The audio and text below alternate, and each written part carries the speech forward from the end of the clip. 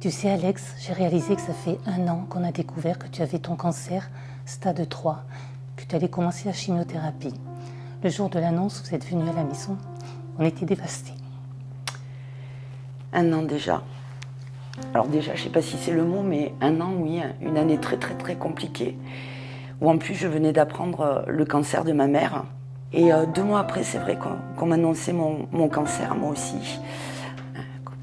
Comme vous le disiez, Cathy, un cancer agressif de grade 3.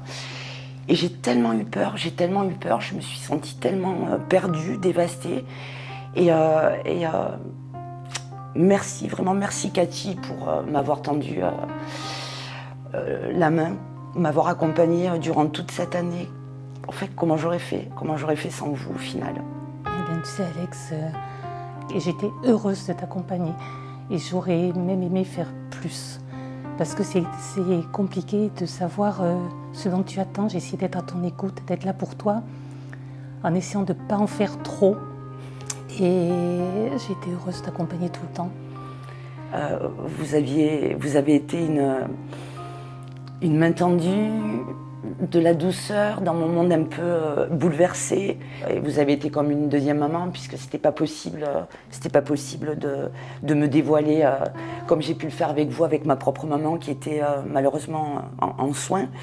Quand le soir même on t'a annoncé la maladie, tu m'as dit je veux être celle qui accompagne, je veux pas être celle qui est malade. Et pour toi, ne pas pouvoir accompagner ta maman, c'était terrible.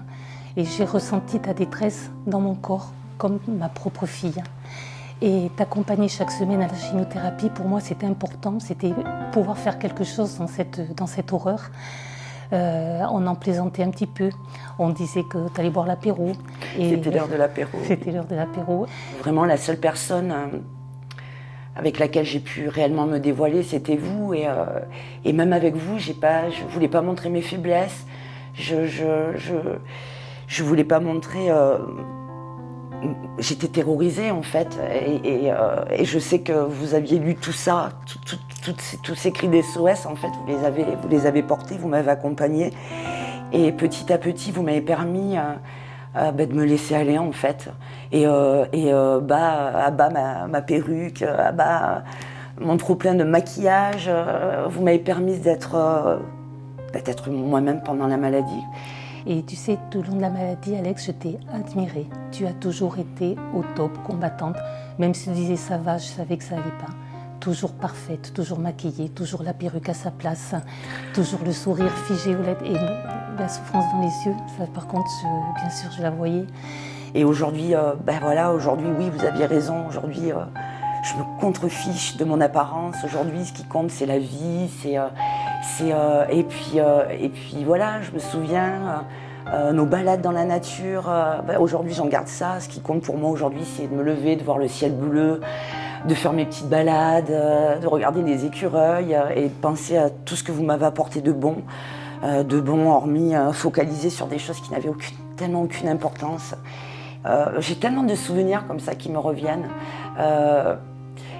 Toutes ces attentions, toute votre présence, et que vous m'aviez accompagnée aussi lors de ma première rencontre aussi avec une personne qui m'est chère aussi aujourd'hui dans mon parcours, c'était Marlène, l'association, et que vous m'avez accompagnée parce que j'osais pas sortir toute seule, j'osais pas aller la voir toute seule, et que vous m'avez dit mais Alex, je viens avec toi parce qu'en plus j'ai envie de t'accompagner. Et, vous m'avez aidé dans toutes mes étapes, dans tous mes petits pas comme ça, vous avez toujours été à mes côtés. Je suis contente.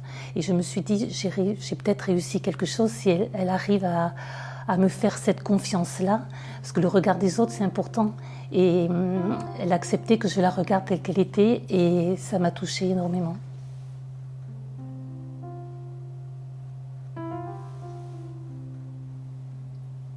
Petit Alex. Franchement, ça restera gravé à tout jamais. Si tu savais comme je t'aime. Et moi donc.